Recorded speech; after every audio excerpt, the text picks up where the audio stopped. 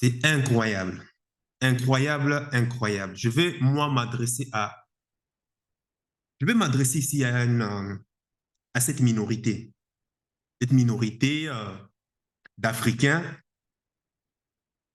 des immigrés en tout cas, des immigrés africains, français, hein, francophones aussi, qui aujourd'hui sont en train de crier alerte, alerte, injustice, injustice, ce n'est pas normal, ce n'est pas normal. Mais les gars, si tu as bien suivi les vidéos précédentes, on a bien vu que cette loi anti-immigration ne s'adresse que aux Africains, même s'ils sont en train de sous-couvrir cela comme quoi ça s'adresse aux immigrés.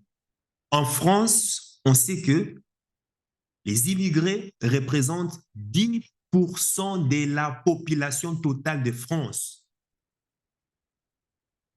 10%, 10,3%. Donc, ce qui fait un total de 7 millions 300, 7 millions 500 et quelques mille personnes. Immigrés confondus, c'est-à-dire d'Europe, d'Asie, d'Amérique, d'Océanie, bref, tout confondu. Et dans les 7 millions et quelques personnes qui sont en France, immigrés en France, 3 300 000 sont des immigrés qui viennent de l'Afrique, maghrébins et subsahariens. Donc, quand on compare par rapport à la population de France, on voit bien que cette loi ne s'adresse en général qu'aux Africains, donc qui représentent en gros, on peut dire, autour de 4,91%. 4,91%. Qui constitue le problème de la France entière. La France entière, 67 millions. Mais bon, bref, en tout cas, ils sont dans leur rôle. Ce sont des faits, c'est comme ça. Moi, ici, je m'adresse, il faut qu'on se dise la vérité, je m'adresse ici aux immigrés africains qui sont en train de pleurnicher, pleurnicher. Oui, je sais qu'il y a une minorité qui viennent ici, en France, pour profiter des aides. Il y a une minorité, qu'est-ce qu'on constate? Leurs enfants, leurs filles sont en train de commettre, de casser des magasins, de cambrioler des magasins, de profiter des APL, de profiter des aides sociales. Oui, il y a une minorité comme ça. C'est un fait, c'est comme ça. Le politique vient, il exploite les failles, les défauts, il prend un élément de la minorité pour en faire un ensemble de vérités générales, pour en faire une cacophonie. C'est ça la politique. Et au résultat des courses, on se retrouve avec quoi? Eh ben, des lois drastiques, des lois qui sont en train de pénaliser encore la majorité qui ne se retrouve même pas encore dans, dans ce groupe de gens qui ne font que profiter du système. Et on voit que pour pouvoir renouveler les titres de séjour pour les étudiants, ça devient de plus en plus compliqué d'année en année. Et ça, moi, je te parle, il y a déjà plus de 3 ans. Rien que pour renouveler les titres de séjour pour étudiants, c'est un calvaire infernal.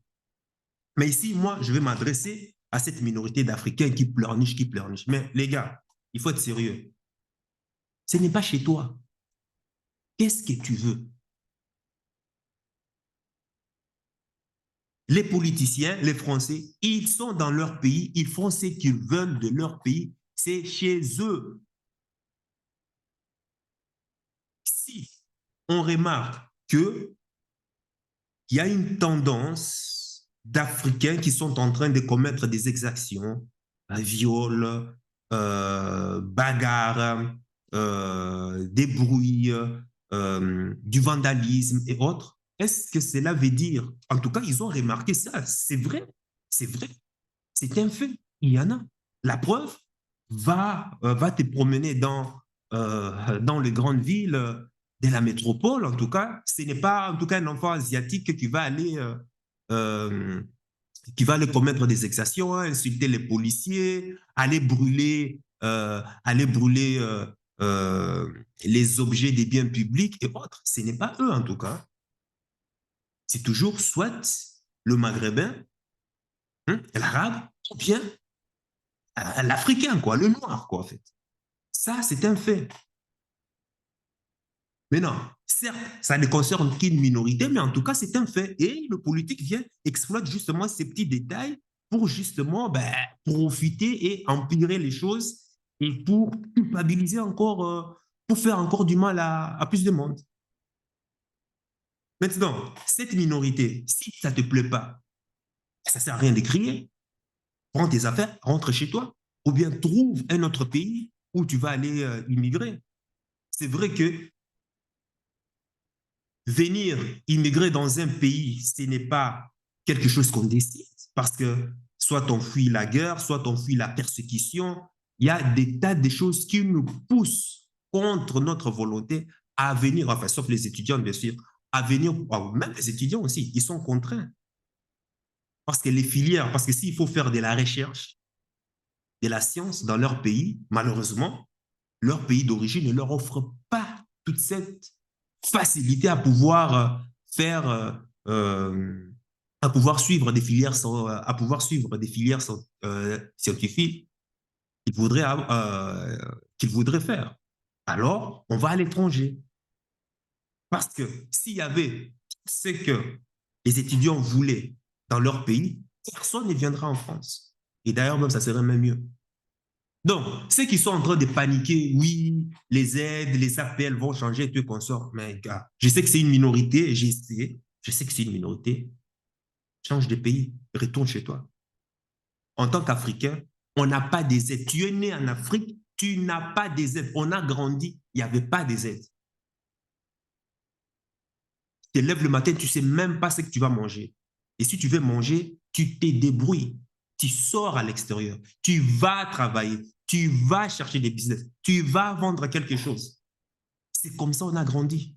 Et puis, il y a cette minorité qui arrive ici, ils constatent que, ah, ben, écoute, en Europe, il y a des aides, hein, mais des aides simplement pour pouvoir permettre à certaines personnes qui sont soit handicapées, qui sont soit en difficulté, de pouvoir simplement traverser une période temporaire, le temps de pouvoir améliorer sa situation. Et que font certains? Mais ils profitent de ces aides. Pour eux, c'est devenu comme un emploi à temps plein. Profiter des aides, Z. Faire des enfants chaque 2 ans, chaque 2 ans, chaque 2 ans. Pourquoi? Pour simplement profiter des aides, Z, APL. Il y a des gens comme ça. Je sais que c'est une minorité encore, mais c'est un fait. C'est un fait. Et il y en a. Alors, quand les autochtones remarquent que, ben, comment ça se fait que, ben voilà, toi tu es là pendant 5 ans, 10 ans, 15 ans, tu ne fais que profiter des aides, Z. Mais ça ne va pas. Ça pousse les gens à pouvoir être racistes, ça pousse les gens à pouvoir être, à avoir de la discrimination. Tu arrives dans un pays où tu sais que tous les matins, les gens vont aller travailler pour pouvoir gagner leur vie et ainsi pouvoir cotiser. Chacun cotise avec le peu qu'on te retire des impôts. C'est ça qui permet justement de financer les aides, tous ces appels et autres. Et un beau matin, tu te rends compte que les décisions du gouvernement, on remarque qu'il y a plein de gros blacks, des noirs qui débarquent avec plein de familles, des maghrébins avec plein de familles qui ne font rien de leur journée, qui sont là en train de trimballer à longueur de journée pendant que eux, les autochtones, sont en train d'aller travailler. Mais qu'est-ce que ça peut engendrer?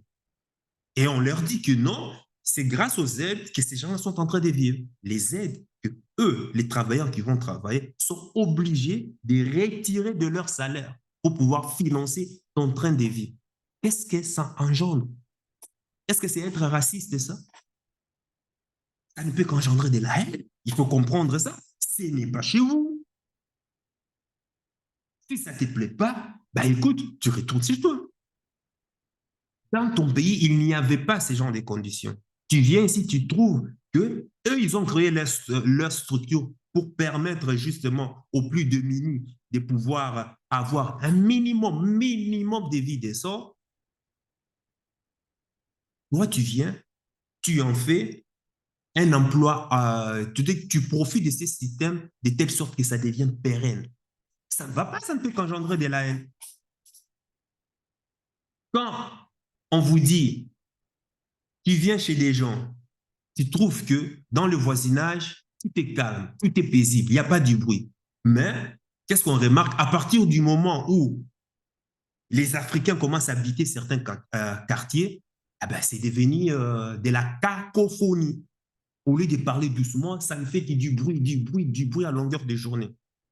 Alors, quand on vous catalogue que prochainement, à la prochaine fois que tu veux chercher un bien, un appartement, une maison, pour vivre, et quand on te refuse, tu te dis que non, c'est de la discrimination. Non, ce n'est pas de la discrimination. C'est parce qu'il y a certaines personnes qui ont été en contact avec tes semblables et qui ont remarqué que non, ce n'est pas la peine de leur louer. Moi, ça m'est arrivé, moi. J'avais des biens, j'ai même des biens immobiliers en Belgique. Les pires touristes que j'ai, ce sont des Français. Et parmi les Français, la majorité, enfin, les touristes qui me causent toujours des problèmes, la majorité, ben, ce sont qui? Ce sont des Africains.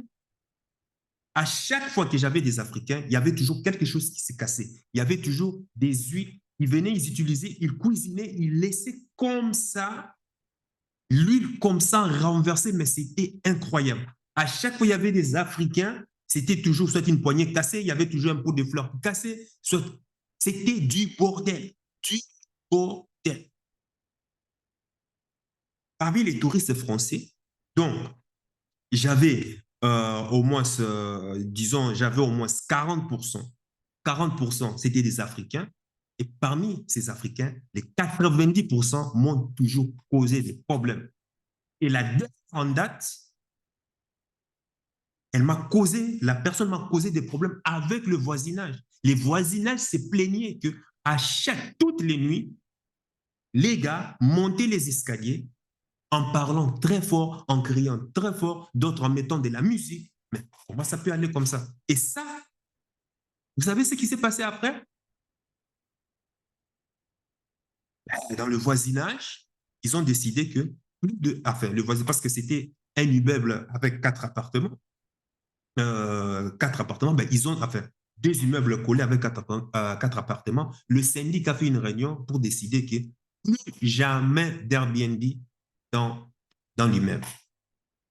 Tout ça pourquoi? Parce que j'ai accueilli des gens inciviques. Lorsque les règles étaient là, les affiches étaient collées dans la maison. Pas du bruit, restez calme, tu es consort. Mon business a été mis en l'air. Première fois, ils sont cassés. Deuxième fois, quand je reçus d'autres encore, il y a eu des huiles qui ont été abandonnées comme ça. Troisième, n'en parlons même pas, c'était grave. Bon, maintenant, ça en est suivi quoi? J'ai pris la décision. Quand je remarque sur Airbnb qu'un client, c'est un noir, ben je ne loue plus aux Africains. Qu'est-ce que je fais? J'annule complètement. Est-ce que c'est être raciste? Non. Moi, je vais simplement protéger mon investissement qui ne me permet même pas de vivre, qui me permet simplement de rembourser mes traites mensuelles.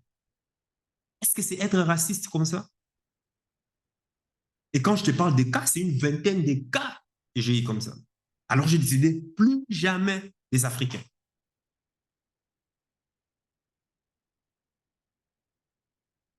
Bon, maintenant, quand tu remarques ça, est-ce que ça fait de moi un ethnocentrique ou bien tribaliste ou bien quoi que ce soit? Non, non. C'est un fait, c'est un constat. D'autant plus que dans le voisinage, ils considéraient que à chaque fois qu'on voyait notre noir qui venait, ils s'attendaient déjà au pire. Tu imagines? Pourquoi? Parce que la première impression qui avait déjà été donnée était déjà biaisée.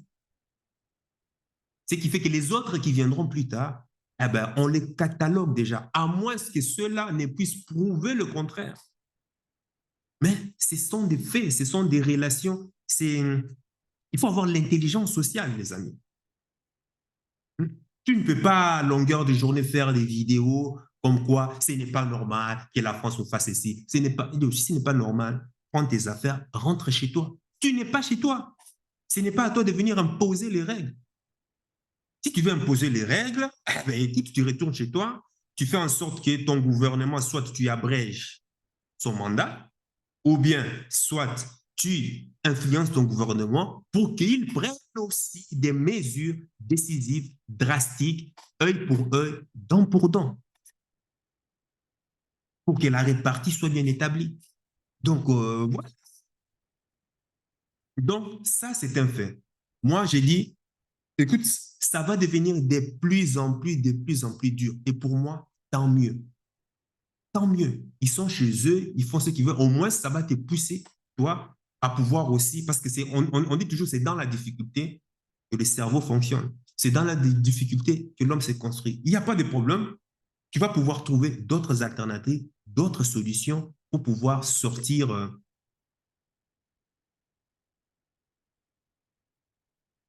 de ces cocons infernales de la toile politique. Donc, c'est ça que moi, je tenais à dire. Bon, c'est un peu une euh, casse, c'est un peu un coup de gueule, mais ça ne sert à rien de les condamner de toute façon. Après tout, il faut savoir qu'on vous a acquis, ce n'est pas Internet.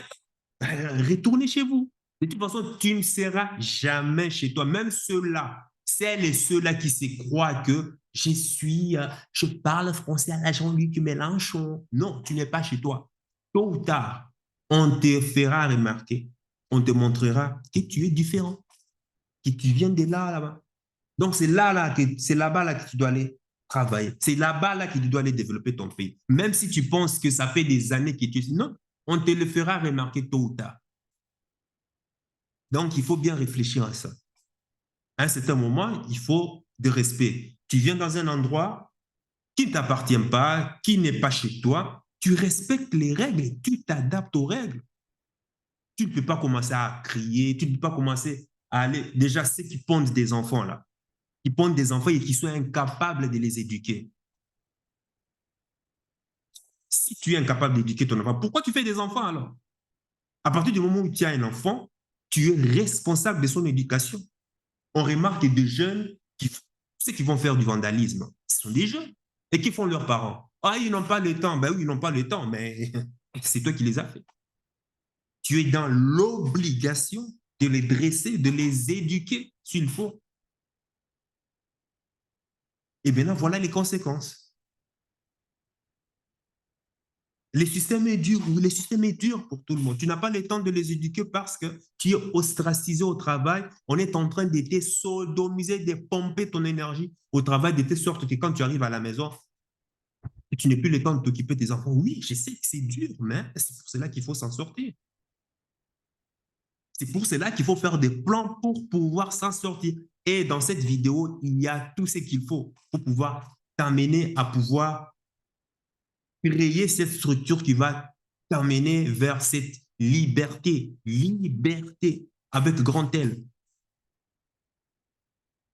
Donc, à un certain moment, il faut arrêter de se plaindre. La loi d'immigration est faite. C'est eux qui ont créé leur constitution. S'ils votent des lois qui vont à l'encontre de leur constitution, tant mieux. Pourquoi tu t'offusques? Pourquoi?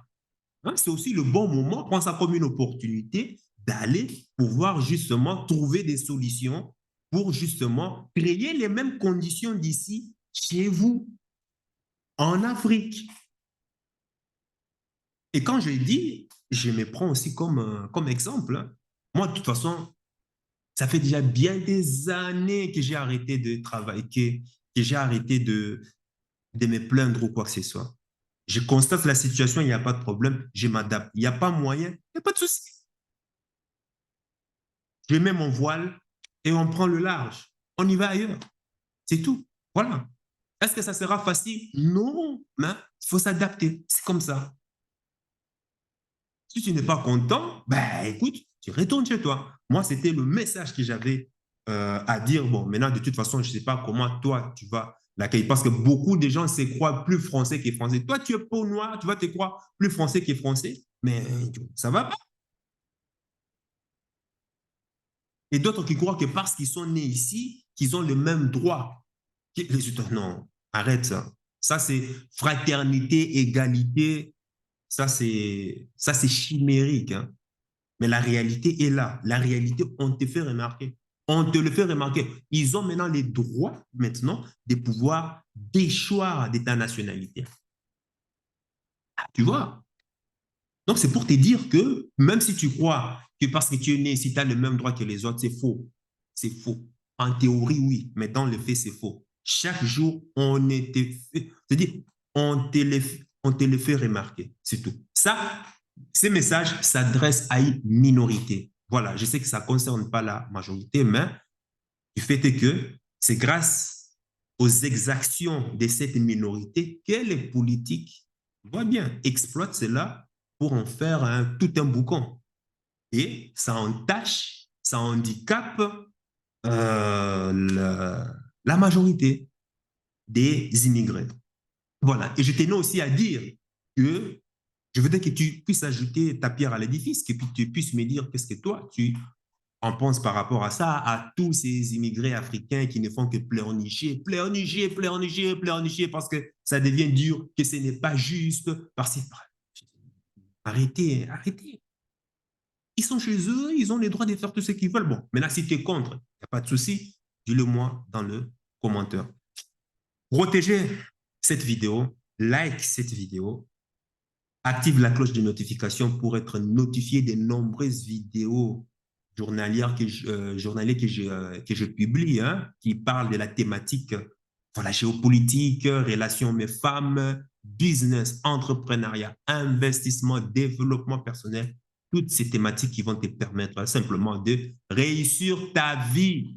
Et si réussir ta vie, c'est bien cela. Parce que toutes ces lois sont votées pourquoi? La France est un plafond de verre. On veut toujours te maintenir bas. À chaque fois que tu veux t'en sortir, on te